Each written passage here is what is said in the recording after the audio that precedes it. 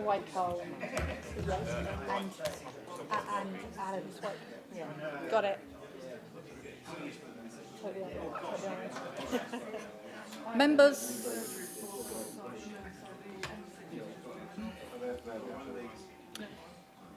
Members, it's just just on 1:15, so I think we'll get going if that's all right. Thank you. So good evening, everybody. Evening to members of the Local Plan Subcommittee.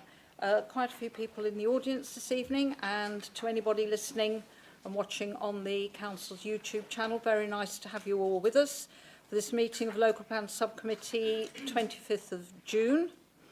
I will start with apologies for absence. I have one apology from Councillor Butland, who's being substituted by Councillor Schweer.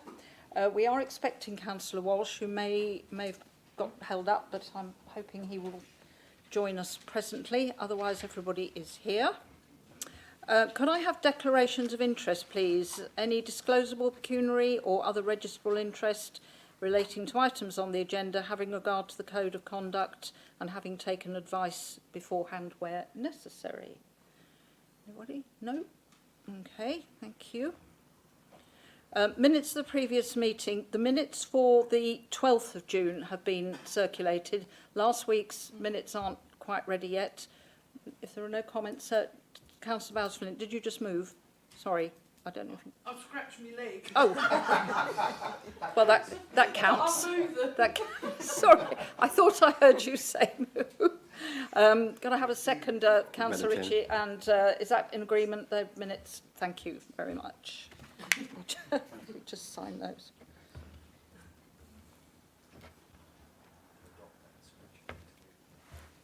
Thanks, Alison. Right, okay. Public question time. We have 4 registered speakers this evening, and very conveniently, all 4 are speaking on the first 4 items we're going to look at on the agenda. So I'm not intending to reorganise the agenda this evening. We'll we won't change the running order. And I will call those speakers forward immediately before the item that they are interested in. Members will have no doubt seen the email that the first item 5 on Rivenhall and Rivenhall End sites has been withdrawn from the agenda tonight. We will be considering that at the 24th of July meeting along with Silver End and Gosfield. So item 5 is not applicable this evening, which takes us on to item 6, Regulation 18 draft allocations for the Sailings, Stambourne and Toppersfield. And I do have a speaker on this one, with Mr. Chris Neal from Toppersfield. Mr. Neal, if you'd like to come forward. And you have 3 minutes, as does everybody this evening. Yep, right, yeah. That's it. Okay, fantastic. Great, thank you. Thank you very much for the opportunity for this, and I appreciate, I've not done anything like this before, so this may be wildly inappropriate for what we're actually talking about, but I don't think it's going to be that. So I'm just speaking on behalf of myself and other plot owners relating to the agenda item, who intend to develop this land to provide sustainable homes for our families and future generations. The land in Park Lane was included as part of a housing needs survey to support a neighbourhood plan currently in progress, and this survey identified a requirement for 7 units of various sizes. The community was also invited to suggest development sites around the village. 11 sites were proposed and a total of 41 votes were cast. Park Lane was one of the suggested sites, receiving 20 votes, which accounted for approximately 50% of the total. There is support for development from the community in this location, with a total of 3 dwellings currently proposed for the 2 submitted sites. The site is located on an unadopted private road that serves around 10 private properties and a farm. Toppersfield needs development on a small scale to remain sustainable and continue to provide the local area with the established community initiatives such as the shop, pub and brewery. The village also needs to be able to attract more families to attend the school and support the village church. Any homes constructed on this land would not obstruct views of the countryside or other homeowners' properties and would conform to the suggested ribbon development. These plots would include off-street parking with front and rear gardens. We have been residents of the village for 10 years, with my wife and I actively participating in several local groups, and I currently serve as a parish councillor. Our son attends the local village school. We are committed to remaining in the village and developing a home that emphasises environmental responsibility, incorporating features such as energy-efficient construction, renewable energy sources and low-impact materials. These elements align with national and local sustainability goals and set a positive example for future development in the area. There are 5 other plots associated with this land and their owners share our vision. They are also eager to build homes that serve as valuable assets for both the present and future of the village. Thank you very much, Mr. Neal. Thank you. Right, no more speakers on that first agenda item, so we'll move on to the report, which is, and I can find it, with Julie. Thanks, Julie. Oh, yes. Sorry, Councillor Walsh, do you have any declarations of interest at all? Sorry, I'm slightly late. No, Not formally. I have lived in Stystead many years ago for a short period. I attend to parish council, but I wasn't involved in the submission. That's fine. Thank you, though, Thank for you asking. very much. Right. Sorry, Julie. Thanks. Good evening. Tonight we start with the ceilings. And ceilings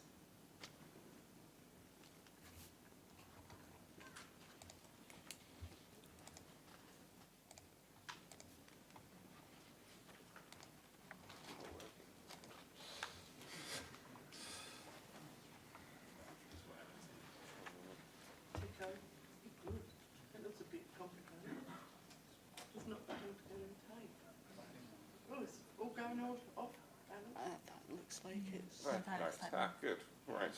Apologies, yes. Working out. Sorry about that. Is it? It's used the rocket. Oh, we, hang on. Got it. there we go. Well done. Sorry. It's all right. Grand. Sally 2258, Blake House and Boxted Wood at Blake End has been put forward for housing-led development. This is a set of 4 sites, a total of 513 hectares, for housing and associated infrastructure, etc. This is a large site of strategic size and is recommended for deferral to later this year.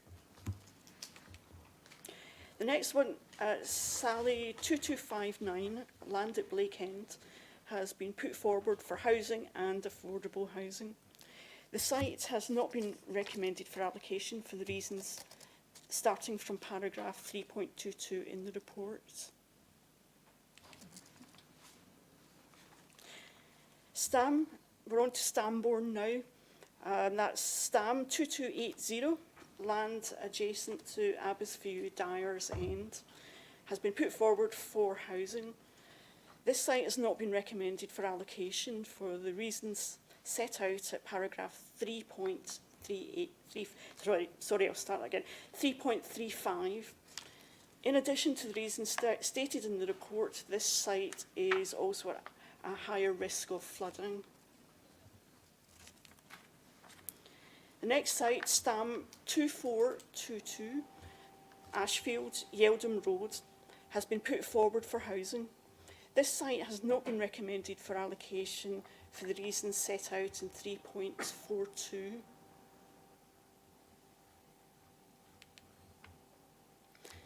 Next, and we're on to Toppisfield now. The first site, Top 2294, land of Park Lane. This has been put forward for housing. The site has not been recommended for allocation for the reasons set out in paragraph 3.52.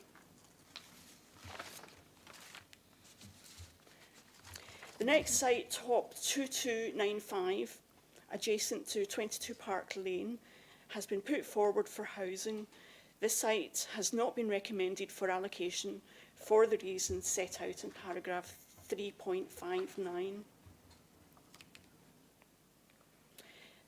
Toppisfield 2296, land off Stambourne Road, has been put forward for housing.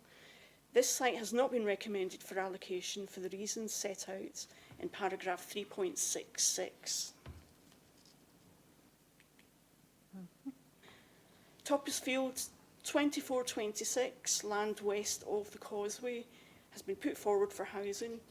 This site has not been recommended for allocation for the reasons set out in paragraph 3.73. And Thank you. that comes to the end of that particular part of the Thank- report. Thank you, Julie. Members, bear in mind we had a speaker on Toppersfield. Does anybody wish to make any comment on the Toppersfield sites? Councillor Parker. Yes, thanks, Madam Chairman. I think the Parish Council for some years have been trying to support some additional housing in this location. And I remember planning applications coming before us previously, and unusually in a village like this, they're actually strongly supported by the Parish Council, and this is also these are self-build plots as well. I just wanted really to ask, I mean, I feel a bit uncomfortable about refusing, not allocating a site such as this when it has the support of the people who live there. Obviously, they're going through a neighbourhood plan process at the moment, but the outcome of that, if they decided they wanted to include these sites in their neighbourhood plan, that would have to pass through an inspector, and probably in the same way as this plan would as well. My question really is, if the Parish Council wanted to pursue these sites being included for development, would they be able to do that via the neighbourhood plan process, or is it appropriate to consider it through this process? Thank you, Councillor Parker. I'll let officers come back. I think the problem is at least 3 of the 4 sites are for only, a handful of homes, 2 or 3, so they fall under the threshold for consideration as call for sites process. But officers, would somebody, Alan, are you going to come back on that? Thank you. We'll happily take that one. So for the local plan, we only allocate sites of 10 or more. However, the neighbourhood plan, as it is essentially a mini local plan that would cover the neighbourhood area of Toppersfield, they would be perfectly entitled, if they wanted to allocate a site or to change the development boundary in Toppersfield, if they wanted to do so through their neighbourhood plan. That would still have to go through a examination procedure as well, where as long as their evidence and justification for changing the development boundary complied with the basic conditions, then I can't see a reason why an examiner wouldn't allow them to do that. If there is general parish council support, we have generally been relatively supportive where we can be through the local plan process, but obviously we have some certain other considerations when we're looking at things from a sort of a purely planning perspective. But yeah, I see no reason why they wouldn't be able to pursue this through the neighbourhood plan. They are small sites, not strategic in nature, so I think we wouldn't have an issue with that through the neighbourhood plan. And of course, the neighbourhood plan would obviously have to be adopted by full council once it's gone through its examination process. Thanks, Alan. So there is an alternative route for them, yes. Councillor Schwer. Thank you, Madam Chairman. Could I also ask on that subject and supporting what Councillor Parker was effectively saying there, also, Alan, there is the royal exception site, because if it's next door to boundary, so there'll be another opportunity as well. Is that correct? Along and in conjunction with the neighbourhood plan? Yep, same circumstance. Yeah, they could do that as well. They could also pursue a rural exception site outside the local plan process through the planning application process if they wish to do so. Great, thank you. Any other comments on Toppersfield or any of the others? No? Right. Members, in that case, the recommendations are on page 24, that the inset maps for the Sailing, Stambourne and Toppersfield are approved, and then the other sites as laid out are set out by Julie. So I think we can take that en bloc. So can I have somebody to move? Councillor Bowes-Flint, seconder, please. Somebody, Councillor Schwer. Show of hands. Thank you, members. That's unanimous. Thank you. Right.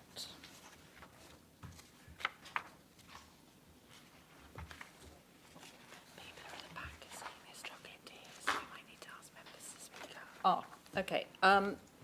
I understand that some members at the back, some members of the audience at the back are struggling to hear a little bit. So if officers and members, if you could perhaps speak up a little bit, that might be helpful. Thank you. Right, agenda item 7 are the proposed allocations for Shalford, Weathersfield and Blackmore End. And I have a speaker on this who is John Pearce, a representative from Weathersfield Parish Council. Mr. Pearce.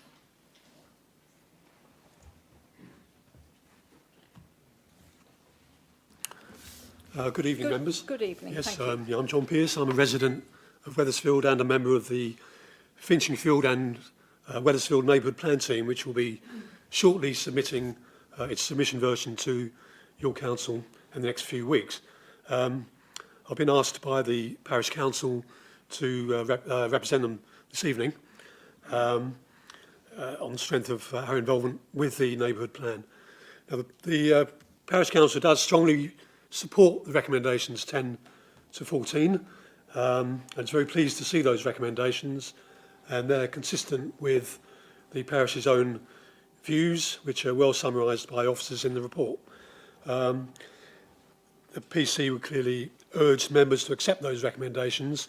As to recommendation 15 relating to RAF Weathersfield, the Parish Council has submitted views separately and understands the reasons for deferring this to the meeting in September.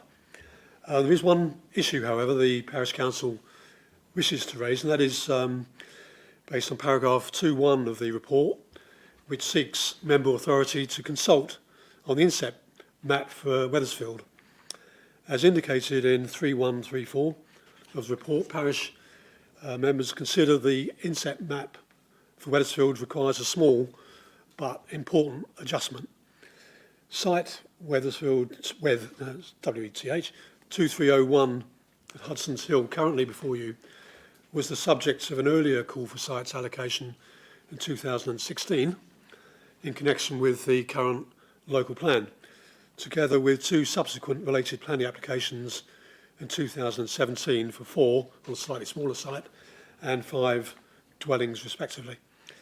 That allocation and the 2 planning applications were not accepted by your authority. However, in the 2016 call for sites, there was what I might call a sweetener in the form of an extension to the adjacent existing playing field, which was a nib of agricultural land on the east side of the playing field, and that's shown hatched yellow on the inset plan. That was offer was parasitic on the housing allocation as part of a package, but not included in the subsequent planning applications. None of the proposals were accepted and no commitment given to the nib. Nevertheless, the nib became part of the adopted local plan in 2022 and remains on the inset plan before you this evening.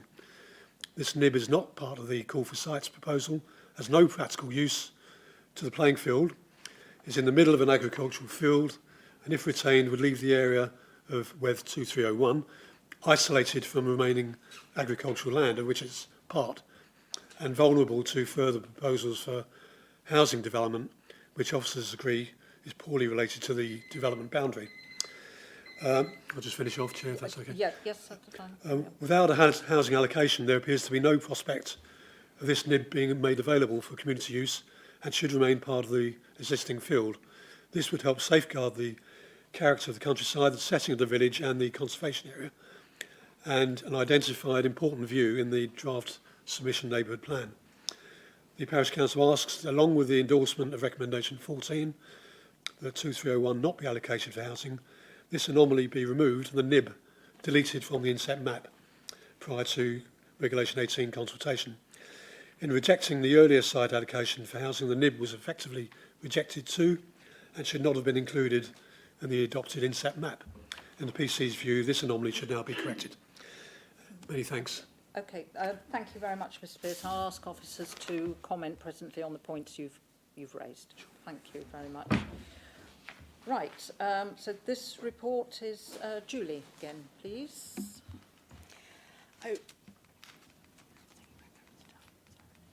Pardon, sorry.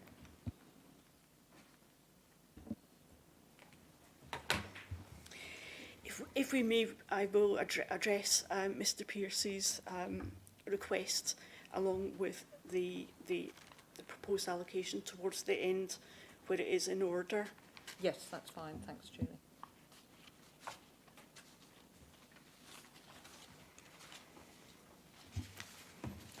We start off with Shalford. Site Shal 2260, Builders Yard, Braintree, Shalford, lies at the end of the settlement boundary, and it's partly within it, as is shown in the slide. The area shown in the slide was given planning permission by application 01116 of 2009 for 9 dwellings. A subsequent appeal was held into whether or not that consent had lapsed, and the inspector determined that it had. The respondent has asked that the area within, and he has called it an allocation, be increased to allow more houses to be built. Given the previous consent on this land and that the proposal involves brownfield redevelopment and the increased area is relatively small, an alteration to the development boundary was considered appropriate. Given the settlement edge location officer's view, an adjustment of the settlement boundary would allow houses to be built within that area, and the number determined through site-specific design through the planning application, rather than an allocation which would require a minimum of 10 dwellings.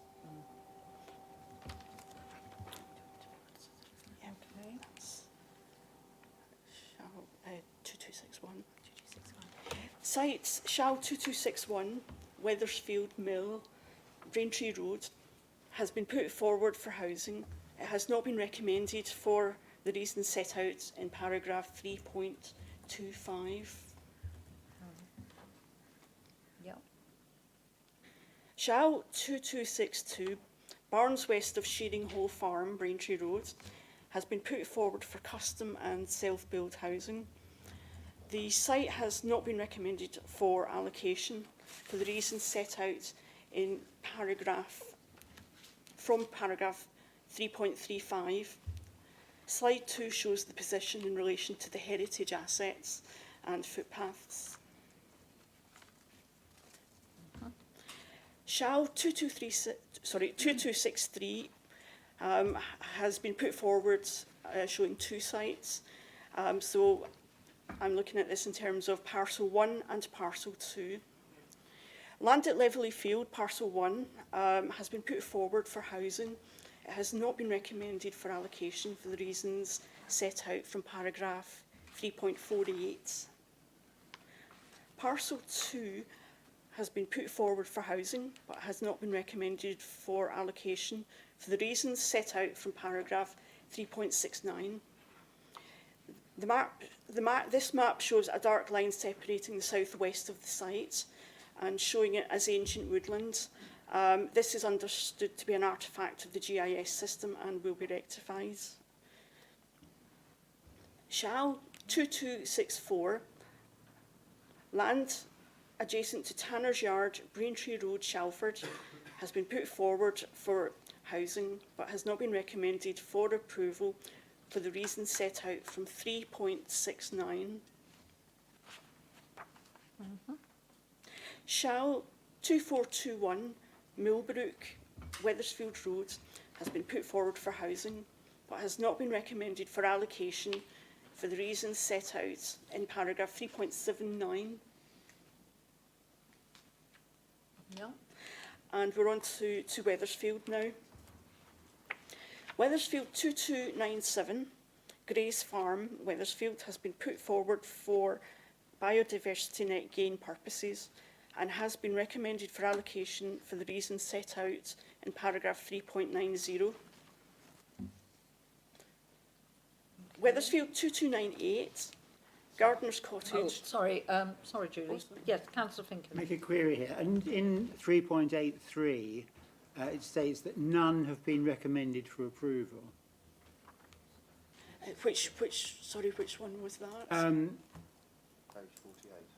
Page 48.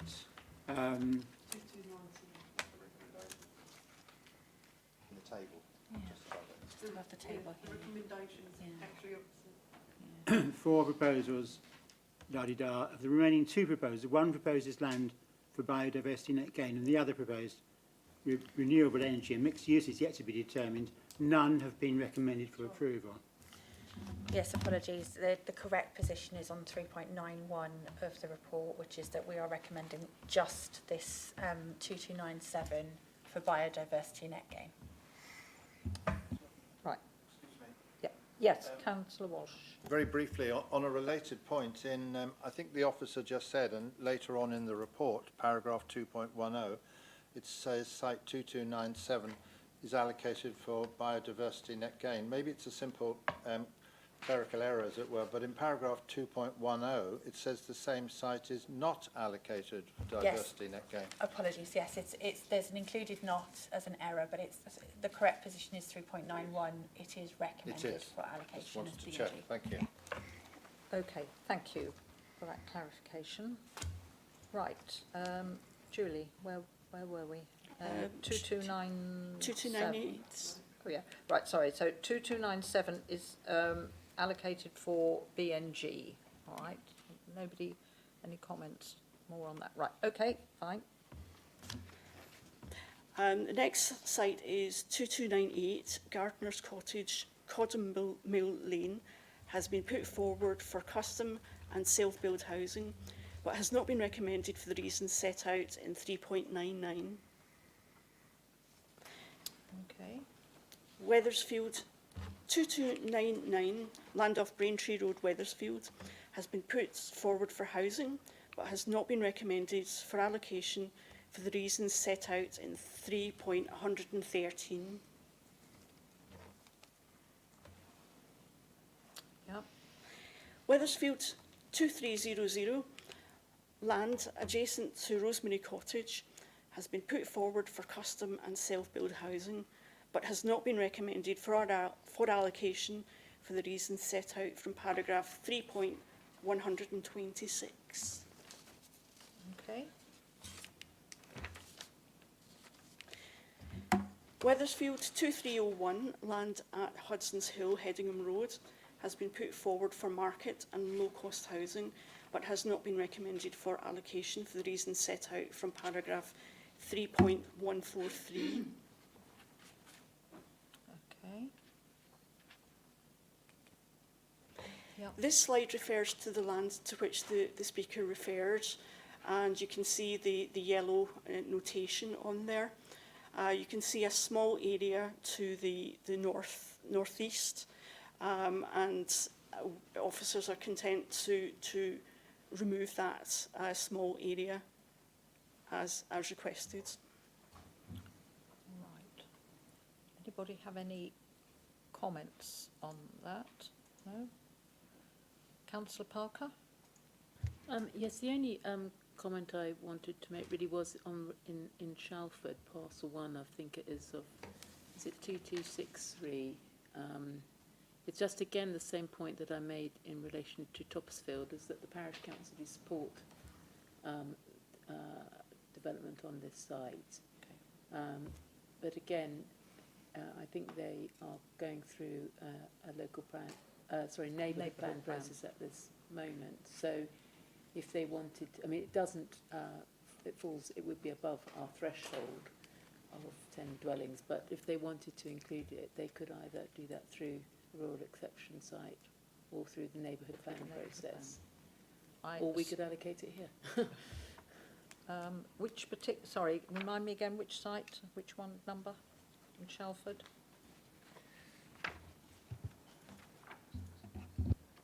Was It is 2263. Okay. Oh, yes, that's the, yeah, so Page parcel 46. 1. Okay. So parcel 1, which could accommodate 21 dwellings. Have I got that right? And parcel 2, 199.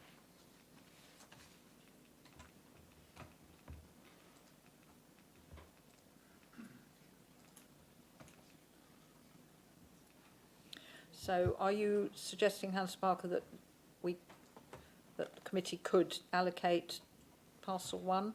I think what I'm suggesting is the committee could allocate parcel 1, but I note the officers' comments, and there are reasons why they feel that There it's is an not alternative. suitable. But Right. if the parish council wanted to sort of effectively override that opinion, they could go down either of those two routes that I mentioned, neighbourhood plan or the rural exception site option, as it's next to the boundaries, isn't it, I think, of the village envelope, development boundary. So I'm not necessarily going to move it, I'm just saying that No, there's, okay. there is I- that option. I'll ask Alan's comment. I mean, there are on both those sites fairly clear reasons given in the report for officers not recommending allocation, which is not to say obviously that this committee can't overrule that. Alan, do you want to just come back Yeah, on that's that? fine. For exactly the same reasons as Toppersfield, they could pursue an allocation through the neighbourhood plan. I think the only comment I would make is I'm not 100% sure on the exact extent they may be looking at through the neighbourhood plan process, or what level of development they would find appropriate on that site. So looking at the actual site extent itself, it's quite large, and they might not have had that in mind. So I'm quite happy for it to be assessed through the neighbourhood plan process, because that gives a better indication of what they would actually be happy with. Yes, thank you, Alan. Councillor Mrs Balflint. Thank you, Madam Chairman. With that comment from the officer, I would move officer's recommendation. Can we just cover off the final? The yellow square, take that out. No, there was one final site at the end that Julie just hasn't shown yet, Oh. so apologies. Yeah, it's all right, it's because we got slightly sidetracked. Sorry. That's okay. No, I'll it's take all that right. back. The final site is Finch 2502, and that's the former RAF Wethersfield Sculpins Lane. Has been put forward for renewable energy and mixed uses, and is a large site of strategic significance, and is recommended for deferral for later this year. And that's the end of this section of the report. Right. Any more comments? Councillor Ritchie. Thank you, Madam Chairman. Are we just sure that we've answered the speaker's question clearly enough on that request? I wonder if we could just be absolutely clear on that again. Yes, yes. Thank you for that. Are we happy we've answered all the speakers?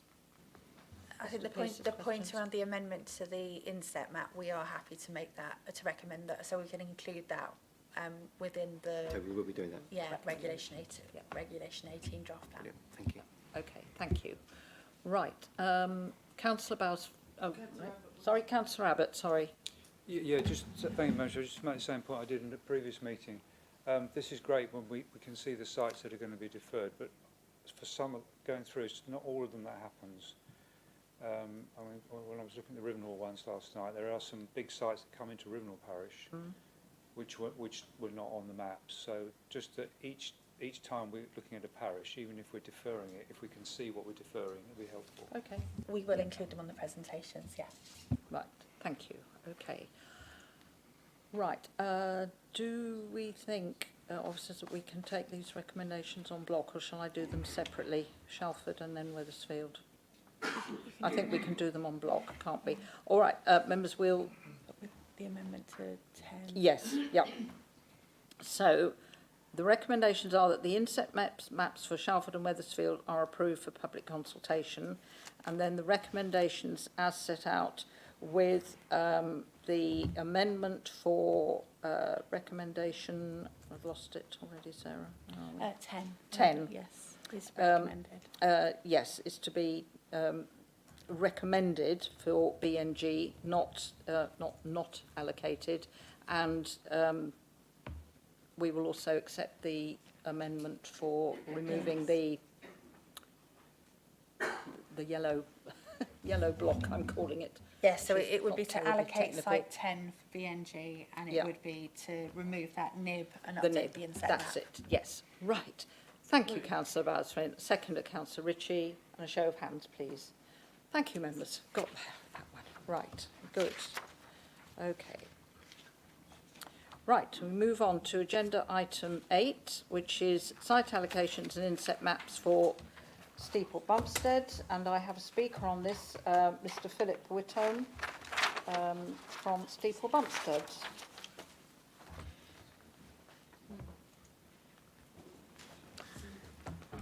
Thank you very much. Good evening. Good evening. My name is Philip Whittam, and I was the secretary of the Steeple Bumpstead Neighbourhood Plan Steering Group, who drafted and coordinated the Steeple Bumpstead Neighbourhood Plan, which, as you may remember, was formally made by Braintree District Council on the 2nd of June this year, and which now forms part of the development plan for Steeple Bumpstead. And while we're here, I would like to register my thanks to Mr. Masso and also his colleague Carolyn Dawson, who were of very considerable help over a multi-year period in helping us through that very painful process. However, I'm speaking today in a personal capacity as a resident of Steeple Bumpstead. I put together a nice speech, and I hope you have copies of it in front of you because it was submitted. However, I find myself somewhat embarrassed, and I was going to make an impassioned plea for the various sites not to be allocated. I have to confess that I did that before I realised that it was possible to read the detailed reports in advance, which I've now done, and I see that you have decided not to recommend any of them. I would commend Ms. Zangelidou for her perspicacity in this regard. I think, just very briefly, what has been highlighted in the comments that you have before you in paragraphs 3.5 to 3.9 on page 63 in particular does extensively reference the neighbourhood plan and the things that we as a community were keen to ensure were given due regard, and the particular element there was respecting the village development boundary. And it's interesting and encouraging, looking through all the comments that have been made and the recommendations that have been made, that there is that focus on the importance of the village development boundary, which is most gratefully received. So, as I say, I find myself slightly embarrassed. I was going to make an impassioned plea. There seems little reason in going through it. Just for clarity, though, the one recommendation that is recommended for approval is STEB 2282, which is the commercial site at the back of the Blois Road development, and for what it's worth, should you be interested, the parish council were happy with that, and as it happens, I am as well.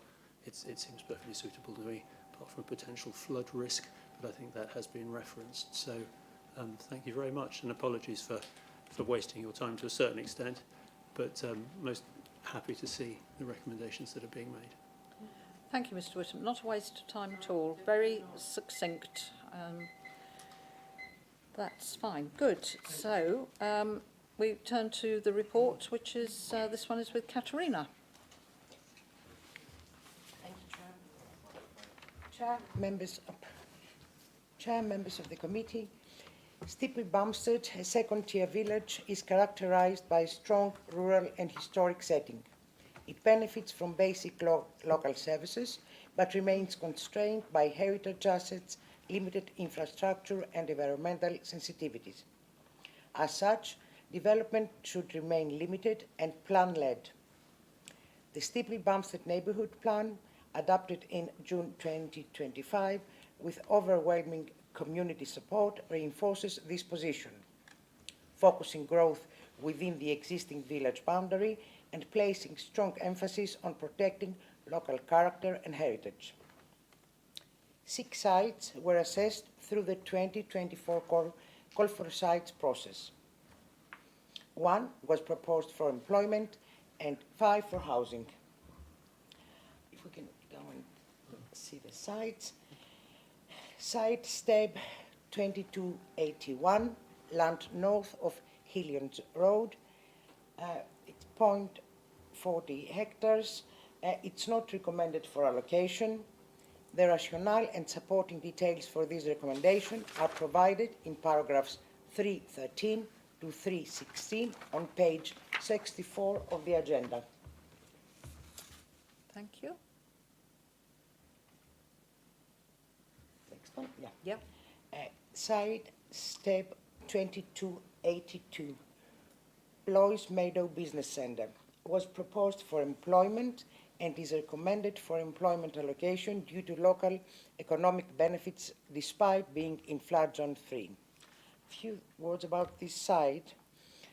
The site is a 0.30 hectares brownfield plot at the rear of the Blois Meadow Business Centre in Steeple Bumpstead. This is a well-established, fully occupied employment site, indicating strong local demand. The proposed extension uses existing scrubland and benefits from current infrastructure and access. While the site lies in flood zone 3, it is sustainable for light commercial use or parking, subject to appropriate flood mitigation, of course. There are no heritage constraints, and the site has a planning history supporting commercial activity. The site benefits from existing access and infrastructure and has a planning history for commercial uses. The only concern is access via B1054, which already sees increased traffic. However, similar uses have proven viable here. The Parish Council supports the proposal, recognizing its potential to benefit the wider community. This allocation aligns with local economic priorities and is recommended for employment use. The proposed extension is considered acceptable in employment land terms, provided flood mitigation measures are addressed. The site, step 2282, plus Meadow Business Centre, Steeple Bumpstead, is recommended for allocation for employment use. The rationale and supporting details for this recommendation are provided in paragraphs 317 to 322 on page 65 of the agenda. Right, yes, thank you, Katerina. Can I continue? Yes, please. Site step 2283, land northeast of Water Lane, parcel B. It's the top one of the two. Steeple Bumpstead, it's 2.50 hectares. It's not recommended for allocation. The rationale and supporting details for this recommendation are provided in paragraphs 323 to 328 on pages 65 and 66 of the agenda. Next one, please. Yes, thank you. Step 2284, land northeast of Water Lane, parcel A, Steeple Bumpstead. It's 1.70 hectares, is not recommended for allocation. The rationale and supporting details for this recommendation are provided in paragraphs 329 to 334 on pages 66 and 67 of the agenda. Yeah, thank you. Site step 2285, land west of North Road, Steeple Bumpstead, 0.50 hectares. It's not recommended for allocation. The rationale and supporting details for this recommendation are provided in paragraphs 335 to 340 on page 67 of the agenda. Mm-hmm. Yep. Site step 2423, Barrowcroft, Finchingfield Road, Steeple Bumpstead, 0.82 hectares, not recommended for allocation. The rationale and supporting details for this recommendation are provided in paragraphs 341 to 346 on pages 67 and 68 of the agenda. In summary, the sites proposed for housing are not recommended for allocation due to location outside the development boundary, scale, greenfield status, or conflicts with the neighbourhood plan. Only one site is recommended for allocation, reinforcing the parish's strategic direction of modest, employment-focused growth aligned with its rural identity. Thank you. Thanks, Katerina. Members, any comments from anybody? Councillor Parker? Thank you, Madam Chairman. Actually, Steeple Bumpstead is quite a sustainable village. Obviously, it has an employment site, it has a school, it has a garage with quite a large shop and two pubs. I totally support the decision or the recommendation to extend the employment site.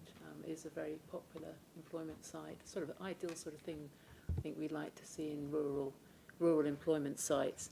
And I agree with all the other recommendations. The only one I actually probably don't agree with is the recommendation not to allocate site 2285, which I wonder if you could just pull that screen up again. Yes, so this, as you can see from the map, actually is quite a a strange little bit of land, which is, unlike all the other land around it, it still remains part of an agricultural field. And I've always wondered every time I've driven past there that would be an ideal site for a little bit of housing.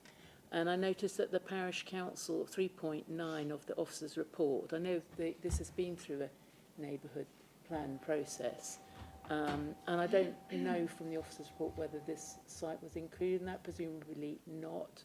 But they do say in 3.9, page 63 of the report, a small infill site to the to the west of North Street was also supported for its potential to improve the village's visual coherence.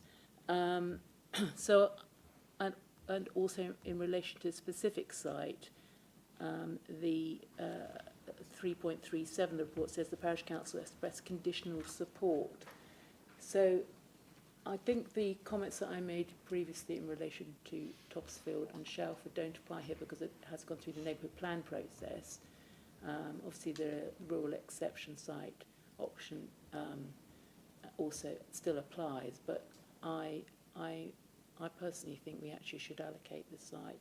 I do appreciate there are some heritage concerns because on the other side of the road there are some small cottages, but we have got, as you can see, STEB 395 was those sort of issues were slightly addressed there. So I would actually support allocation of this site. Of 2285. Right. Does anybody have any comments? Councillor Walsh. Very briefly, I would like to endorse Councillor Iona Parker's comment, and I would think it seems to be housing on three sides already. Given what's been said about the village, villages are not just beautiful places, they need housing. I would strongly support the recommendation which is proposed for the employment use. Villages are not held in aspect. You know, people need jobs. If there are going to be more people working in the village, and I don't think the argument is so much as maybe officers have said about visual coherence. Isn't it more that villages do need some new housing? And while it is not developed now, so you could argue it's greenfield, but it's surrounded by housing on three sides, and it's not exactly virgin greenfield or open countryside. So I would support Councillor Parker. I don't know if others wish to comment, but I do go along strongly with the employment use. Thank you, Councillor Walsh. Councillor Abbott.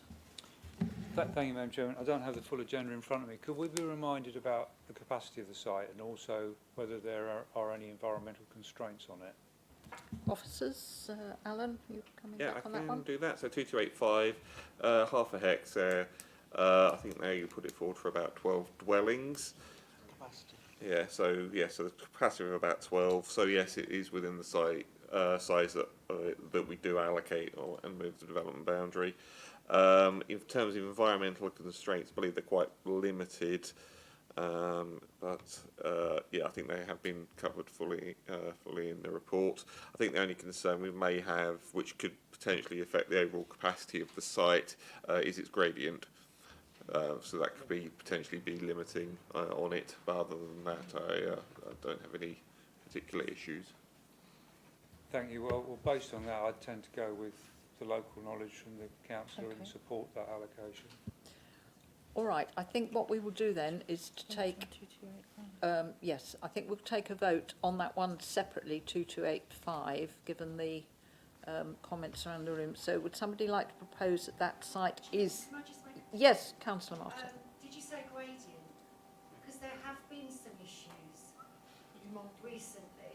Bear in mind our weather patterns. Sorry. Our weather patterns are changing with global warming. We are getting, you know, long periods of dry weather and then a lot of wet weather. Maybe not so much here, but in different parts of the country. There have been issues with houses being built on a slope where, you know, they've had landslides and they've got into difficulties with landslides very close to houses. So can I have a bit more information, please?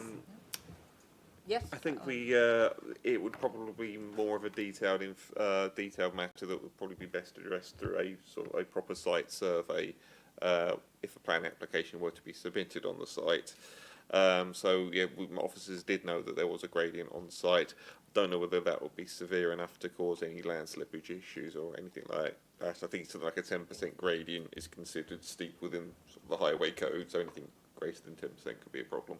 But yeah, I think that would be a detailed matter best addressed through the plan application process. Okay. Councillor Ritchie. Thank you, Madam Chairman. Yeah, before we do take a vote on that, can I just draw members' attention to the paragraph in, I think it's 3.38, just setting out of why officers think it shouldn't be included. I just want to pick out a point in here that says, furthermore, the proposal is contrary to the spatial strategy set out in the neighbourhood plan. We just listened to a member of the public, Mr. Wisholm, passionately describe the length of time that it took to get a neighbourhood plan, yet here we are right now, moving to go against officers' recommendation on a parcel of land which could be brought forward via a separate planning application if we do decide to go with officers' recommendation and keep it out of the emerging local plan and see where it goes from there. I just think we're almost in a bit of a dichotomy position if we're going against a neighbourhood plan position that's taken so long to get over the line. Thank you, Madam Chairman. Contradicting ourselves a little bit, maybe. Yes, okay, all right. Councillor Finken. On the other hand, the parish council has expressed conditional support for the application. Yes, that's yes, that's true. Okay. Right. Any other comments on that? If not, right. Does somebody want to move that we do allocate 2285 for residential development? Councillor Parker, does that find a seconder? Councillor Walsh, can I have a show of hands on that, please, that we do allocate in favour? 3, 4. Those against? 1, 2, 3, 4. Right, so that site is not allocated, but there are, as we have said, other routes. That vote was failed. We still need to vote on Sorry. not allocating. Yeah. What, on the whole thing? Yeah, on the whole, yeah, I was just making a comment on that one. No, it's all right, that's fine. But as we said, there may be other routes for it to come forward on. Okay, right. So now we have the recommendations on page 62 that the inset maps for Steeple Bumpstead is approved for public consultation, followed by the sites as set out by Katerina. We have already voted on 2285. So could I please have a mover, Councillor Unday, seconder, Councillor Ritchie, show of hands, please. Thank you, members. Right, good. That's that one. Okay.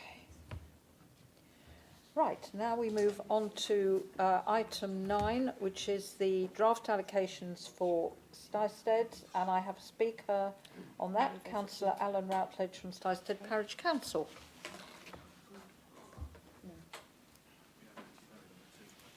Yeah. What? Yes, what? Sorry.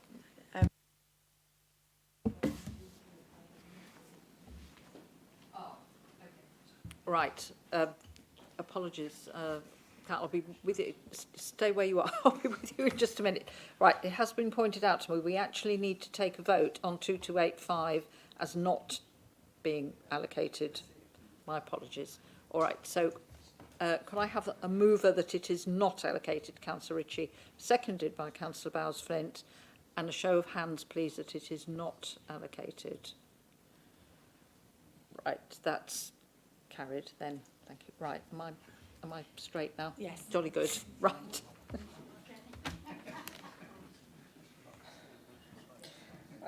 Right. Thank you, members. Agenda item 9, the draft allocations for Stystead. Councillor Routledge. Thank you. Thank you very much. Just to start off with a technical note, the inset map for Twin Oaks is not included in the officer's report. Rather embarrassing, bearing in mind it's a traveller's site. A couple of updates to start with. As a parish council, we both endorse the recommendations as set out in the officer's report to councillors, and also to the references made to our responses in respect of the initial engagement on the call for sites. Updates. First one on the housing needs survey. We undertook a new housing needs survey end of last year, published in January 25, and it clearly identified a need for additional affordable rural housing within the parish for up to 9 units, but this will have to be located on a rural exception site because the development boundary is full, and the parish council is currently working with parishioners to deliver such a scheme, but as yet no decision has been made with regard to a site. And second point, the emerging neighbourhood plan is currently with BDC for examination, but the plan does not include any sites for development. Moving on to further concerns for consideration, and I think, all right, whilst this is going to be rather Stystead-centric, I think this will apply a lot to a lot of the villages within and parishes within the district. We'd like to take this opportunity to raise concerns we have when the larger sites are considered in autumn.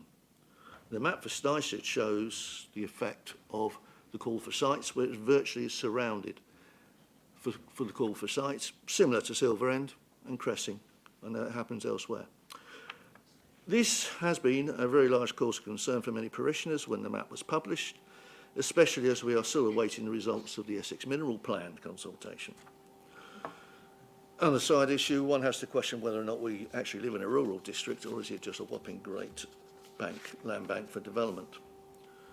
Looking at the map again covering all of Stystead, we have noticed a very real potential for a coalescence between Stystead and the neighbouring parishes when bordering stroke cross-border sites have been put forward. We have 2 strategic sites within our boundaries, and there's another 4 crossing our boundaries or going up to our boundaries.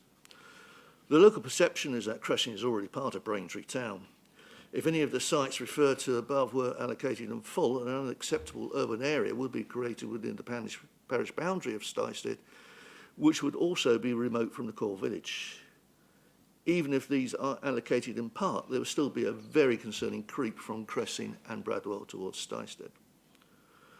To alleviate, mitigate these potential issues raised briefly above, we would ask that green buffers be considered between rural parishes, such as Stystead, and their neighbouring parishes, which are expanding rapidly, to enable all parishes to retain their own individual identity.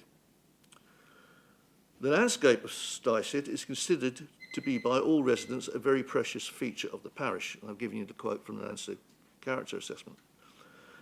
It emphasises a sense of space, tranquility and time depth of the environment of Stystead. The core village is sited well within the rural landscape and contains a large number of listed and heritage features. There are 60 features distributed throughout the parish. This open and tranquil landscape needs to be reserved and cherished for now and for future generations, which can never be replaced if lost. Thank you. Thank you very much, Councillor Rutledge. Thank you. Right.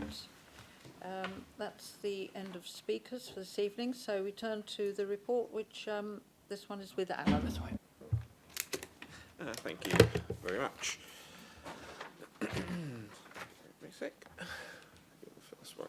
So Stystead is classified as a third-tier village with limited services. It does have a primary school, village hall, and the local pub has recently closed down. It has a significant conservation area with listed buildings as well as a Grade 1 listed church. Parts of the village are identified as being flood risk. Turning to the site, 6 were submitted in the village. Of these, 2 are large-scale strategic proposals, which are deferred for consideration to a later meeting. The first site, STIS2286, which is the correct one on the map. Yeah, apologies. Is land east of Sarsale. It was proposed for housing and could accommodate around 118 houses. The main concerns for this site are landscape impact as well as sustainability issues associated with the village. Site's therefore not proposed for allocations for the reasons set out between paras 310 and 313 of this report. Yep. Okay, this is site STIS2287. This is also known as land east of Waterley. This is around 70 dwellings, similar to the previous site, and overlaps it a little bit. Again, there's concerns about landscape impact, but we've also got the additional heritage potential, as it's quite close to the Grade 1 listed church. The site's not proposed for allocations for the reasons set out from para 3.16 to 3.19 of the report. Okay. Yes, thank you, Alan. Right, next site, this is STIS 2288. This is land north of Back Lane. Site has been put forward for housing. It does have limited constraints, however it is very visually prominent in the landscape and its approach to Stystead from the north. The site is not proposed for allocations for the reasons set out at 322 and 325 of the report. Okay, this is the first deferred large site, so it's STIS 2289. It's the area edged in blue with the code there, so that this site is deferred. This next site, STIS 2290, Gowes Farm, Back Lane, could accommodate roughly 60 houses. However, the site's located away from the built area of Stystead and would not be a natural extension to development in that area. The site's therefore not allocated for the reasons set out between paras 331 and 333 of the report. And this is STIS 2291, land at Jenkins Farm. Again, this is the other large-scale site, which is going to be deferred to a later meeting. Just want to address the points that were raised at question times. Firstly, apologies for the lack of the Twin Oaks map. That was an oversight on the report. I can tell members that we're not proposing to change the boundary of the Twin Oaks site, and the inset map is merely a carryover from the previous local plan, so we're not proposing to make any changes to that inset map. And the point on the green buffers, we are undertaking a landscape fringe assessment, which includes the areas around Braintree, and we could certainly look at the issue of potential green buffers in Stystead through that study. Okay, thank you. Thanks, Alan. Comments, members? Councillor Walsh. Thank you. These are personal comments which have not been mentioned or discussed with the Parish Council, although I build on something that I've now heard Parish Councillor Alan Routledge to say. I strongly support all the recommendations for Stystead, and I'd make a comment. It seems a bit of a, and I speak as a former planner and still very disposed to it, but do we not have a bonkers system if we're rejecting most of the individual proposals, and I strongly support that, but that we can even be entertaining a total call for sites which would lead to 5218 extra houses. It's an attractive and discreet, compact community, conservation area. The existing local plan includes policies about maintaining landscape and agricultural value and best and most versatile agricultural land, and the direction of the neighbourhood plan. But building on what Councillor Routledge said, and I was going to make this point anyway, I have a bit of a worry with our process. It's a genuine planning-based thing. We're deciding on individual sites, and I'm happy to go along with our recommendations on, the various communities. But in doing so, we don't know how many might be in the large sites. We don't know where they'll be, and we understand that officers have some 22 in mind. I would merely ask if at each meeting, not now, if we could be told how many have been approved to date, what is the total number, if not the sites, identified in the 22, and how many houses might come forward in large sites, because otherwise I submit we're deciding on very small scale proposals, we're declining most of them, albeit for good reasons, but we're taking decisions on individual trees without even knowing where the wood might be. So it's just a plea, really, if we could at least have that information on a running total. Thank you, Councillor Walsh. Officers, does somebody want to come back? I would just say, obviously, as you know, Councillor Walsh, landowners, developers have every right to put forward a site as part of the call for sites. How this committee then decides to allocate them or not is up to us. And we are going to do a very thorough examination of those sites in the September and October meetings. I personally think it's right that we deal with the smaller sites first and give them a fair hearing. I did make a statement whenever we had our first meeting back in April, or it may have been May, asking members just to bear in mind that we have a housing target to make, which is not optional. it's mandatory, and to just bear that in mind and make best efforts to ensure that we make that target at the end of this process. But every site deserves to be, you know, looked at and examined. Councillor Abbott. Well, Councillor Walsh is preemptible. I was going to ask under urgent business, but so if I just chip in now very briefly, I was going to say something similar. I was going to make the suggestion, when we get to the end of the small sites process at the end of July, could we have a note to say how many sites we've allocated and what we've and numbers? Right. Yep. Yes, we're happy to do a wrap-up in the 31st of July meeting. We'll do a wrap-up of the small sites. Once again, those 22 being recommended were small sites, and we haven't made any decisions on large sites because the evidence base is still being done with that. But we can provide a wrap-up at the 31st of July meeting. I think, yes, and I think that would be helpful. Councillor Bowles-Flint. Thank you, Madam Chairman. I'm going to ask a question that may seem stupid to others, but I just can't get my head around it. And that is why we're saying Stystead and Twin Oaks. Twin Oaks is in Stystead, and so is property the other side of Twin Oaks. And it seems to me that we're pulling Twin Oaks out for whatever reason. It's just, why are we not calling it just Stystead in set map? Thank you. Because we didn't, in Cressin, we didn't say Cressin and Sandy Acres. Yeah. Thank you. Yeah, fine. Alan, yes.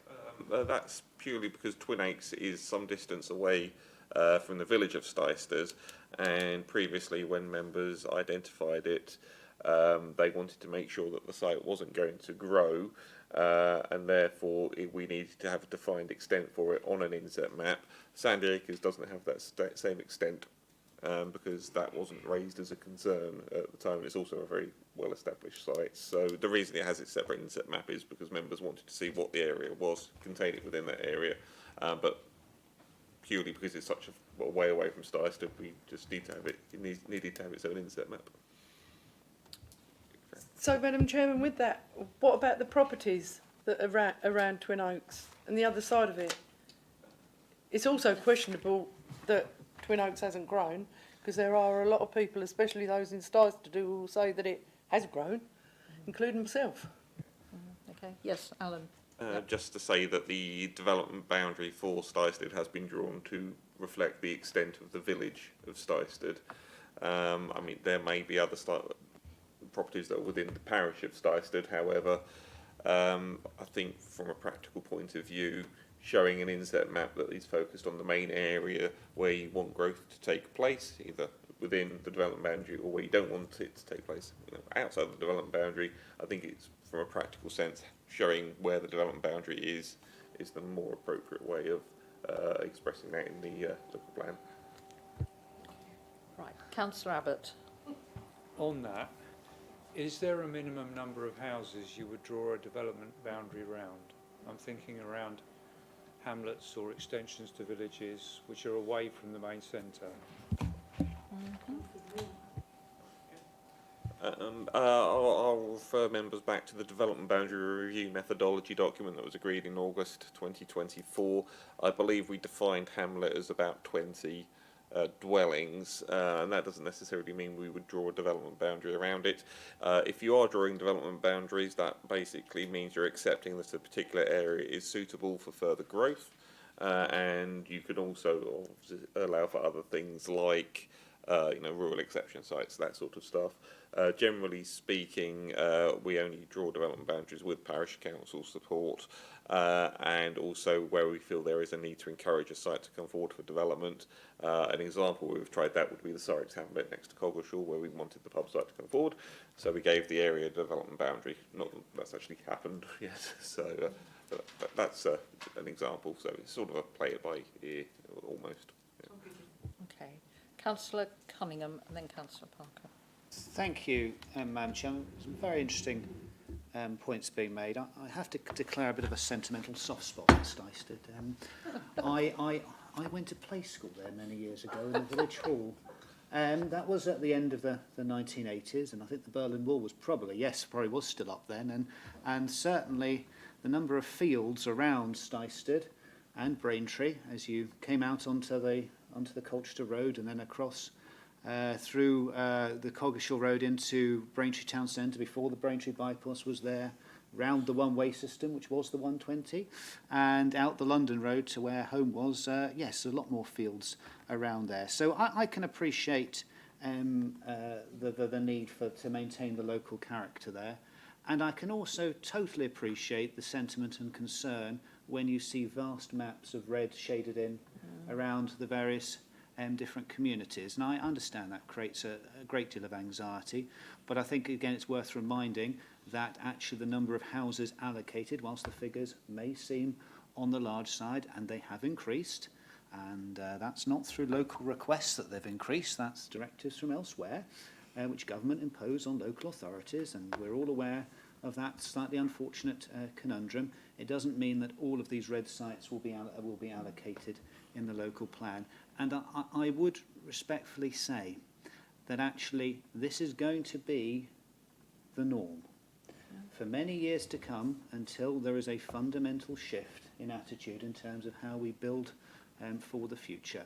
In the last local plan process, or the section 1 of the adopted local plan, which regrettably failed, there was provision for build out in communities that wouldn't have lasted 10 years, 15 years, 20 years, build out potential over 50 years. So with the greatest respect, unfortunately we are going to be subjected to this process until things fundamentally change. I think we welcome the suggestion by through you, Chairman, of the update once we get to the end of the small site. We break for the summer effectively, don't we? Yep. And that will be an extremely useful time to take stock and reflect on the large amount of work that needs to be done when we resume. But certainly support the recommendations for Stystead this evening. Thank you. Councillor Cunningham. I hope they've got a plaque up on the play school to say you were there. I won't say what it says. Councillor Parker.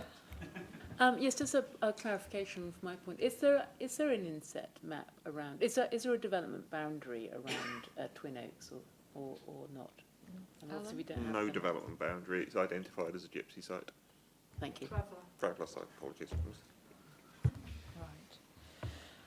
All right, members. I've had got a bit of debate on this one. If there are no other comments, recommendations on page 73 that the inset map for Stystead and Twin Oaks is approved for public consultation, followed by the sites as set out by Alan. Could I have a proposer? Councillor Coleridge, Councillor Walsh, you second?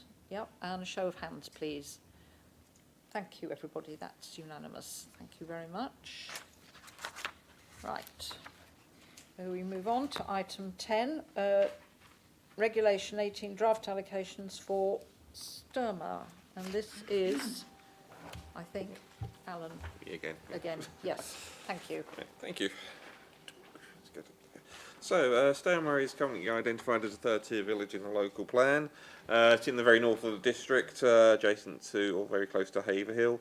The current inset map shows development boundaries of employment areas which are functionally part of Haverhill, and the parish council have also submitted site objections to all of the sites that have been put forward. The first site, STUR 2291, I think that should be. Have I gone forward too? Go back one. Sorry, apologies, pressed the button too much, apologies. 2291, so land west of 19 Crunchcroft. This was put forward for housing, however it's had an extensive history of planning refusals, and as such it's not proposed to allocate it due to that history and concerns about landscape impact, as for the reasons set out in 3.7 and 3.8 of the report. Oh, Councillor Bowles-Flint. Can we just confirm something and correct one or the other? On the map it says Crunchcroft. In the agenda it says Crunchcross. On the recommendation. That should be Crunchcroft. Okay. Yeah. Croft. Thank you. Yes. Not Sorry, Cross. yeah, Okay. apologies, it says there, Croft. On Yep. the, Okay. base map. Yep. Apologies Yeah. for that. Well spotted. Thank you. Good. Right, next site. Yeah, so this is STUR 2292, land east of Water Lane. It's been put forward for housing.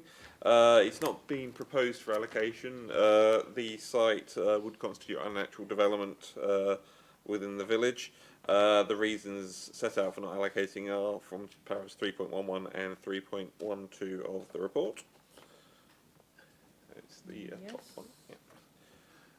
Yeah. So this site, STUR 2293, this is land south of Haverhill. It's partly within Helens Bumpstead and is a large-scale strategic site. That's been deferred to a later meeting. All right, yeah. 2424 Rowley Hill. This site's been proposed for residential use. The site does have limited constraints, but it is away from the main built-up area of Sturmer and would not be considered a natural extension to development in the area. As such, we are not recommending allocation as per paras 3.19 and 3.20 of the report. And hopefully, finally, STUR 2425 Jackson's Barn Water Lane. The site is located outside of the current development boundary. It's not proposed for allocation as it wouldn't be in keeping with the character of existing development within the area. As for the reasons set out in paras 3.23 and 3.24 of the report. Thank you. Thank you, Alan. Right. Any comments on any of those? Councillor Parker. Thank you, Chairman. I agree with the officer's recommendations on all of these 4 sites, and I have no real comment on the others other than that. The only point I would like to make, as you can see from the map of Sturmer and Haverhill, that this is a site, this is a village that's really crying out for a green buffer. If the purpose of a green buffer is to prevent coalescence between large towns and small villages, which we have talked about in relation to lots of places in our district, but specifically with reference to Braintree and with reference to Witham, Haverhill is becoming a very large town, and I really think that we ought to have a green buffer between Sturmer and the rest of Haverhill, even if that green buffer would cover some of that land that large site's been put forward. I mean, I noticed, could I ask, in our landscape settlement fringes study, which we're going to be doing, I think, to assess the green buffers, whether we will also be looking at a green buffer between Sturmer and Haverhill. Thank you, Councillor Parker. Yes, Alan. Right, I don't think there's a specific requirement in the study to do Haverhill. However, we are currently looking at all of the large strategic growth locations, proposals, and there is work going on in the background for each of them. So if we do get some evidence which suggests that we would need a green buffer in that sort of location, then we could obviously agree that. We don't know whether or not any of these large sites are being allocated as yet. So whether or not one is required now or in the future is a little bit up to debate, but it's certainly an area where we could do some further work if required. Yeah. Yes, Councillor Parker.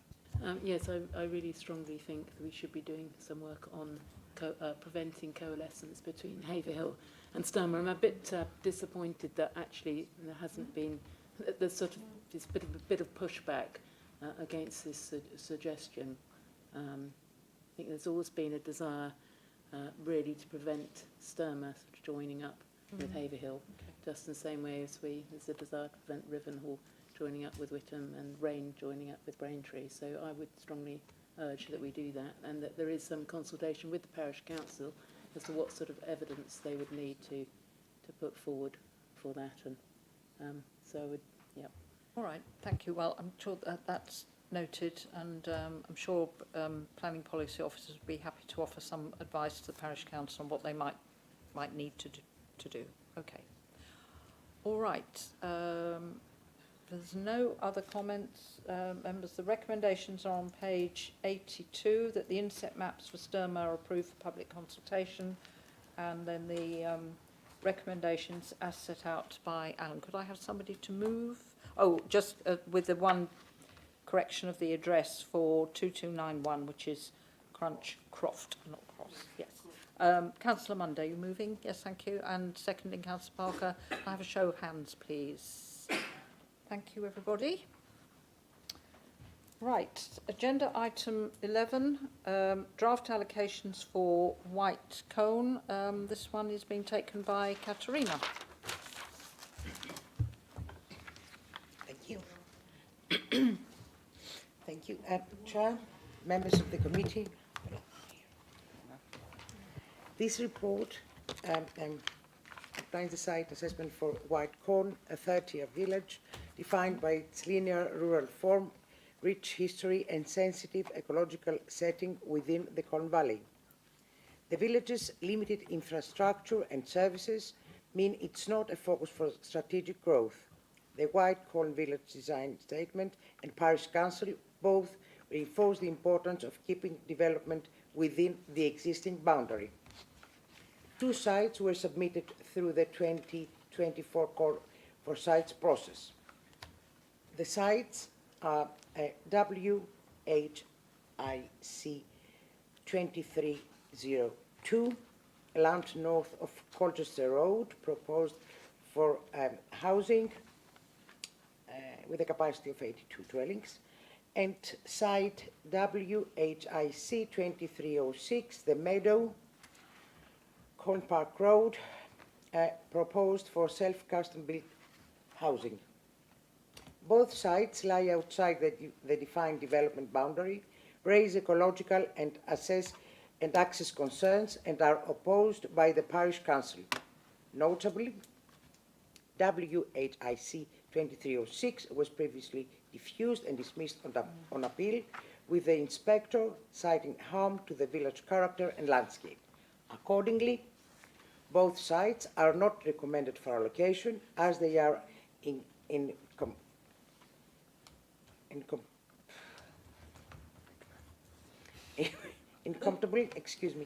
with local planning principles and would adversely impact the area's character and environmental value.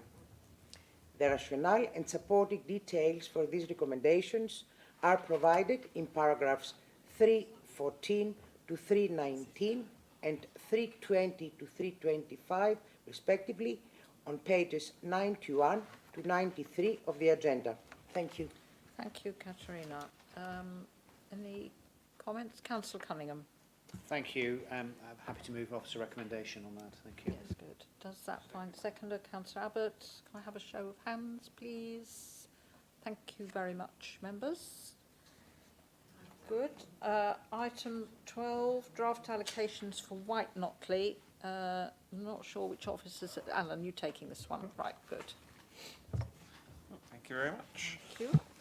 So, White Notley is a 30-year village in the current local plan. It has some local services such as a hourly train service, primary school and local hub. The inset map currently shows conservation area, amenity, green spaces, allotments, churchyard, as well as some flood zones. The first site, WHIN 2303, this is Newlands Farm. It was proposed for 171 dwellings, but it's considered to be a large greenfield site in agricultural use. It would have a significant impact on the countryside and the character, and is therefore not recommended for allocations as per paragraphs 310 to 314 of the report. Next site, this site's actually split in 2. So this is WHIN 2304, Landett Street, White Notley. Split site. Site will probably constitute as ribbon development and would likely result in severe impact on the character of the area. It's therefore not recommended for allocations for the reasons set out at 3.17 to 3.21 of the report. Next one is WHIN 2305. This was put forward for 4 dwellings. The site is below the threshold for allocation and is isolated away from White Notley. In fact, it's actually closer to Black Notley, which you can see at the top of the map there. It's not proposed for allocation as per paragraphs 3.24 to 3.25 of the report. And next one. Finally, we've got WHIN 2427. The site was put forward for residential use. Again, the site is below allocation threshold to the local plan and is not adjacent to the development boundaries, therefore not proposed for allocation as per para 3.28 to 3.32. And for members' information, the site to the north of that has been submitted. It's actually within Cressing Parish, but it's been called White Notley Garden Village. That has been deferred to a later meeting in September. Okay. Thank you. No, I should save it for later. Right. Thank you very much, Anna. Councillor Bowers. It's just to make the point that recommendations 1, 2 and 3 have got WHIC in front of them, not WHIN. Oh. Yes. Yes. So they have. Yes. If I can just, apologies for that. Fortunately, the reference number for each site is unique. I think that was just a editing error, yeah, which we apologise for. Yeah. Okay.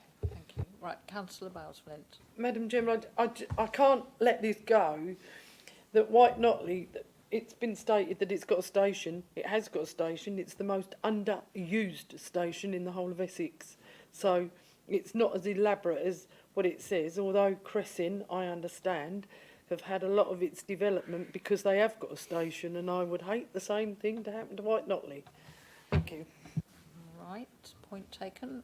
Councillor Coleridge.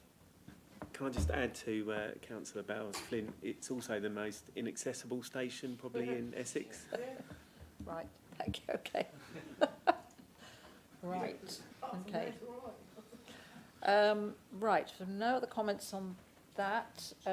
Recommendations on page 98, that, no, 97 and 98, that the inset map for White Notley is approved for public consultation, and that those 4 sites are not allocated for development. Councillor Coleridge, you moving? Can I have a second? Councillor Abbott, show of hands, please.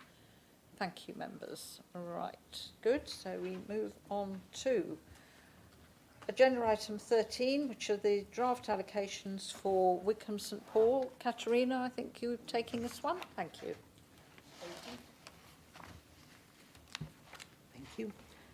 Wickham St Paul, a small third-tier village characterised by a compact historic core and a strong rural setting centred around a traditional village green. Development in the village is tightly constrained by the settlement boundary, landscape setting and infrastructure limitations. It is not identified for strategic growth in the local plan. 3 sites were assessed. WISP 2307, east of Church Road.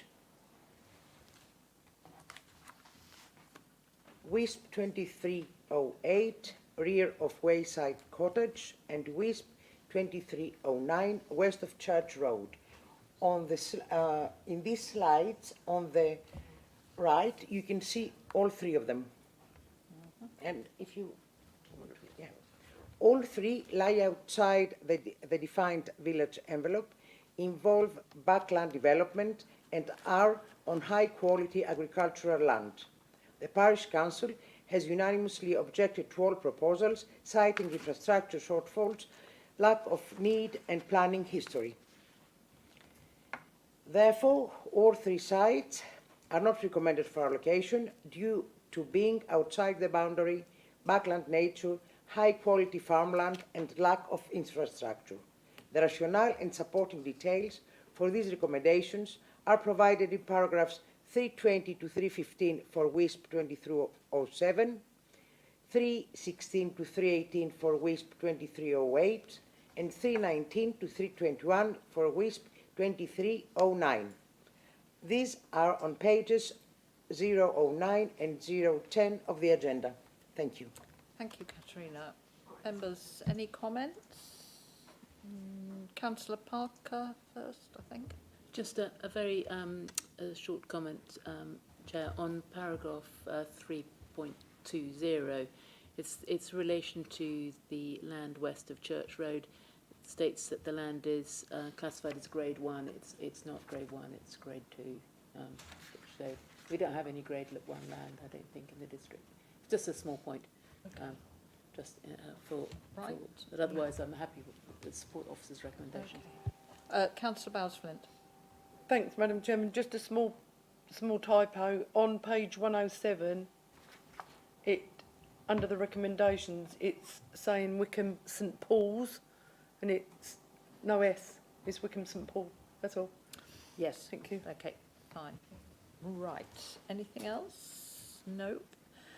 Right, so recommendations, page 107, that the inset maps for Wickham St Paul is approved public consultation, and those 3 sites are not allocated for residential development. Could I have a mover, please? Councillor Bowes-Flint, second somewhere, Councillor Ritchie, and show of hands, please.